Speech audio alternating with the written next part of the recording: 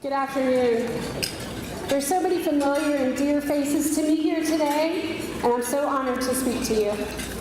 And for those of you who don't know, my name is Dawn Stive, and I am a pediatric oncology nurse at Children's Healthcare of Atlanta.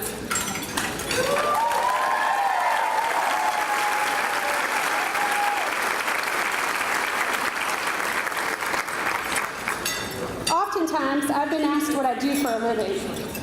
You know, when you meet someone new in the grocery store, in a waiting room, or on an airplane, and strike up a conversation with the person sitting next to you. And usually I reply, I'm a nurse. But if my husband is with me, he usually stops the conversation and says, no, she's not just a nurse. She's a pediatric oncology nurse. And then I clench and I wait. I wait for the look. He's proud of me, and I'm so thankful and blessed to have such a supportive husband, but I usually try to do anything I can to avoid the look. You know the one, because it's the very same one you all get when you tell someone you have a child with cancer. Come on, do it with me. It's the head tilt, the pursed lips, the wrinkled brow, and the nod. All that seems to scream, bless your little heart. And while the look is always certainly well-intentioned, to me it simply shows a lack of understanding. But then again, how can anyone who hasn't experienced it understand this world? The world of tiny bald heads that are like a beacon of courage. The world where children teach adults a thing or two about bravery and strength. And the world that gives true meaning to the phrase, angels on earth. People always ask, how can you do that? And I know my answer would fall short to what they're really thinking.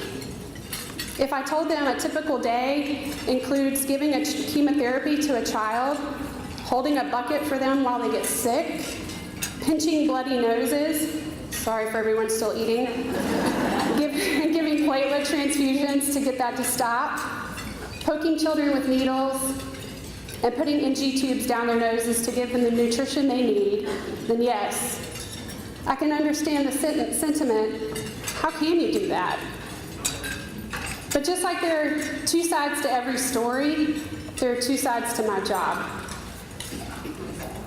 The same people that always ask that question have no idea of the hope, bravery, love, compassion, and strength that I get to witness every day.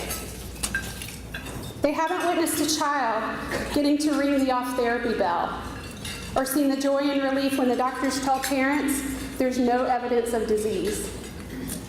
And they certainly don't think that those hallways could contain laughter, playfulness, and silliness like you wouldn't believe.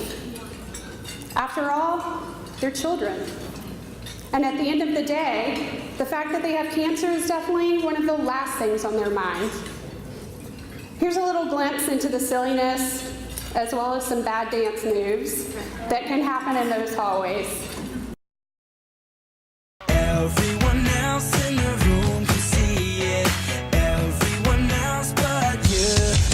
Baby, you light up my world like nobody else. The way that you flip your hair gets me overwhelmed. But when you smile at the ground, it ain't hard to tell. You don't know, you don't know you're beautiful. If only you saw what I can see, you'll understand why I want you so desperately. Right now I'm looking at you and I can't believe you don't know, you don't know you're beautiful.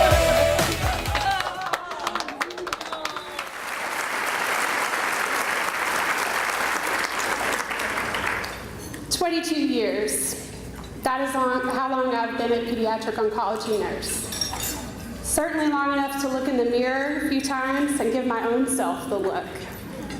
There have been times, especially after a long, hard day at work, that I've asked myself, how? Why can I do this?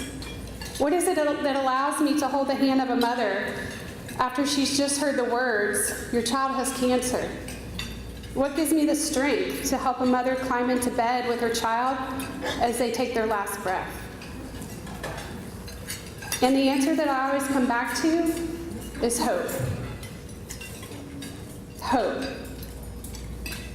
Webster defines it as a feeling of expectation and a desire for a certain thing to happen. Hope. I know that there's nothing more fierce than a mother's love for a child. I see it every day. I see it in their eyes when they get that fateful news. I see it in their eyes when I'm administering their child's first chemo. I see it in their eyes when the child is riding the tricycle attached to their IV pole. I see it in their eyes when it is time for after-treatment counts or scans. I see it when they talk about the future. And I see it in their heart the entire journey. Now, don't get me wrong, that hope is often mixed with worry or sadness, exhaustion, or tears. But it is always there. Hope. It's a powerful thing. You all have been there. And while you were there, you may have felt so deep in the water or so thick in the weeds that you didn't feel hopeful. But it was there. Being a nurse gives you an interesting perspective.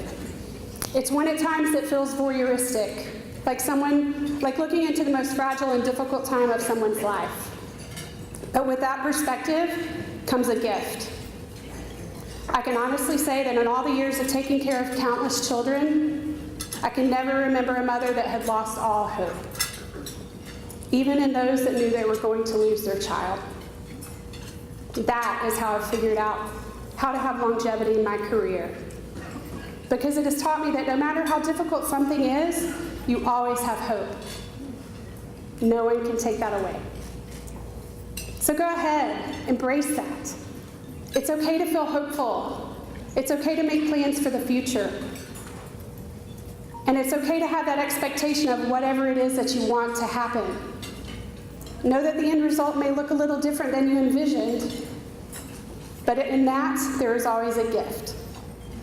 And please know that even in those times you don't feel it, it is still there. I'd like to share with you a little montage of some pictures throughout my career. It's not meant to be a montage of bad hairstyles, but it probably will be, from the 90s and forward.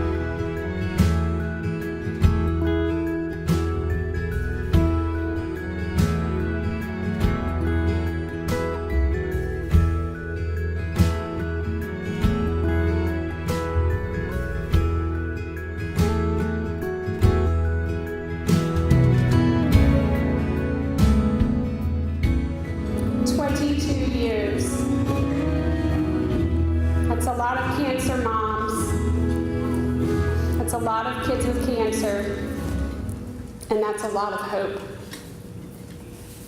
Hope is what carries us through and gives us strength in tough times. Hope is what lets us know that there will be better days. And hope is your secret weapon in this journey. Thank you.